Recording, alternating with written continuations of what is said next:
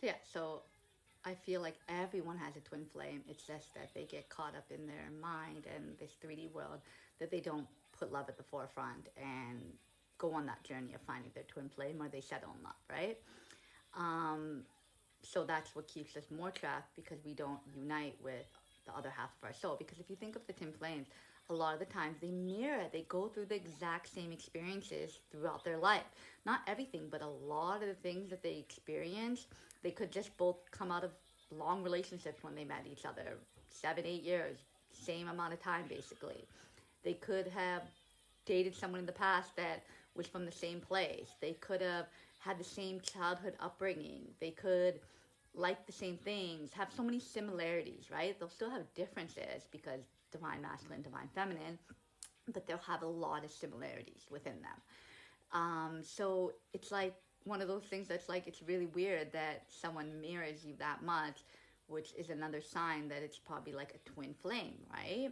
Like you'll have people that you feel like are your best friends, relationships, friendships, people you have compatibility with, but when it's like chemistry and compatibility and you marry each other in terms of your life and the way things happen in your life, that's like most likely a twin flame, right? And there's usually obstacles that are within the twin flame journey where it's like it could be age, it could be cultural differences, it could be distance, it could be so many things. There's always some sort of obstacles, one or more obstacle that like is preventing them. And that's another thing that's like almost like the God that created this planet, he put so many obstacles between them so that they wouldn't find each other. And then if they did find each other, because divine, it's not about to him, it's about the divine, it's about the creator. The creator is what brings them together. So yeah, the God might have created this system, this reality, but he can't control people meeting each other, because that is all divinely orchestrated.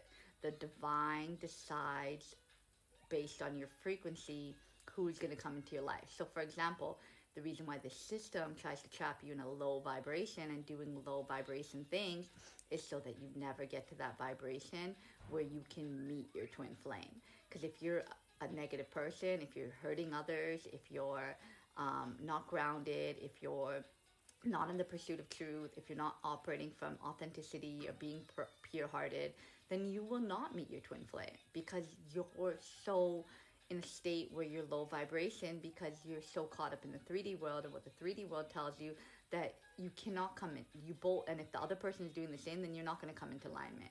But if you're a pure hearted person and you operate from authenticity, you might be engaging in some things in the 3D world. But if you're pure hearted, your heart is pure, and you try your best to do good, right by others, then you will align, especially if you're going on the spiritual path of seeking the truth. You might not be at that level that you're fully, like, you're not at your spiritual awakening yet, but you're on the path of that. Then you meet your twin flame because you're at that vibrational match, and oops, you guys both trigger each other's spiritual awakening. So it's like there's certain things based on what you can feel and kind of see that makes certain things true. But like the blueprint and stuff, how do we know that if that's true or not? Because it's like, if you think about it, what I just said is like, if we can come back as anything, then why are we coming back as anything? Would we really choose to create a blueprint to come back as a chicken? Like, that doesn't make sense to me. Or create a blueprint, like, what is your purpose to come back as a bug? What is your purpose? Your only purpose could be to experience what it's like to be in that vessel, right? That could be the purpose. But like, to go through so much struggle and torment, like people that are in war torn places, or people that are born with like crazy disabilities that like their whole life they're suffering, or anything else, a sickness, illness, would you put your soul through that? Forget the human body, your soul experiences that. So when you leave this body, if our memories weren't wiped, we would be suffering as a soul, remembering all the things that happened to us that were horrible, right? And it would just be keep playing back on your mind, just like people who have been like, as a child, they've been, you know what I'm talking about, like, I don't know what the word, raped, right? As a child by someone they trusted or whatever.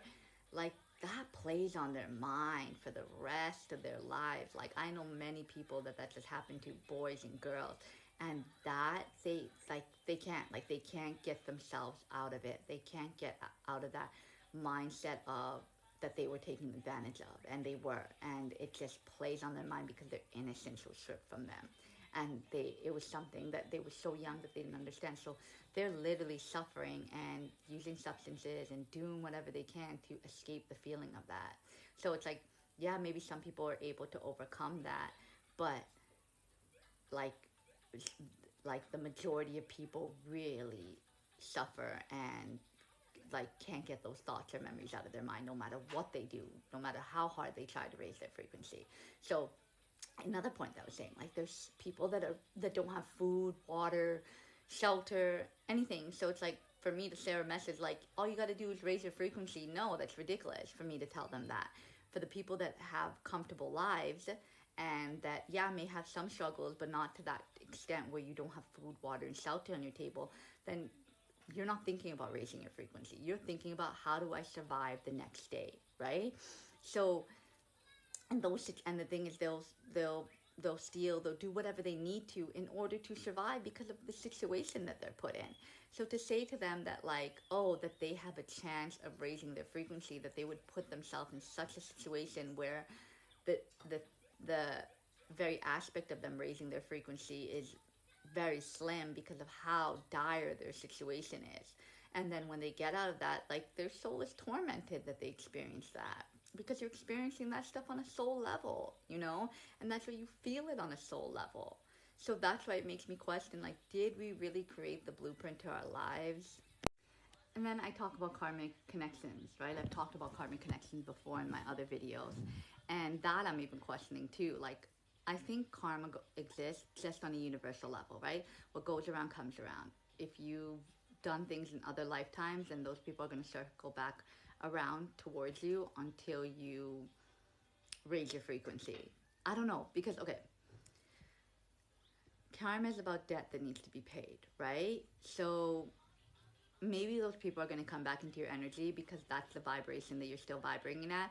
But by learning the lessons of those karmic situations, then you raise your frequency, and that's how you close out your karma. So it's like, I think it's like way simpler than what we think it is, or maybe what I think it is.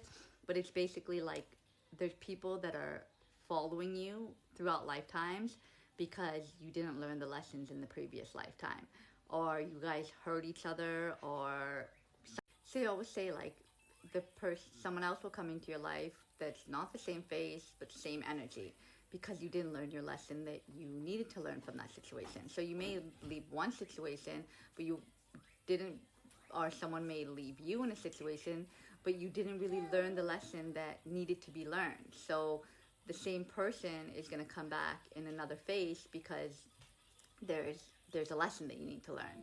And the thing is, it's like, for example, if you're attracting toxic people, then it's probably something about your self-worth, that you don't value yourself. You feel like you need to fix people.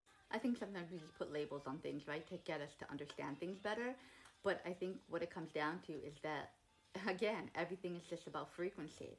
So if we continue to engage in substances, engage in low vibrational things, not see through the 3D reality, be a people pleaser, not realize our self-worth, not tap into our powers, not do our passions, like, if we continue to do that, then of course we're going to keep attracting toxic people, even if we're a good person, because of the fact that we're engaging in these low vibrational things.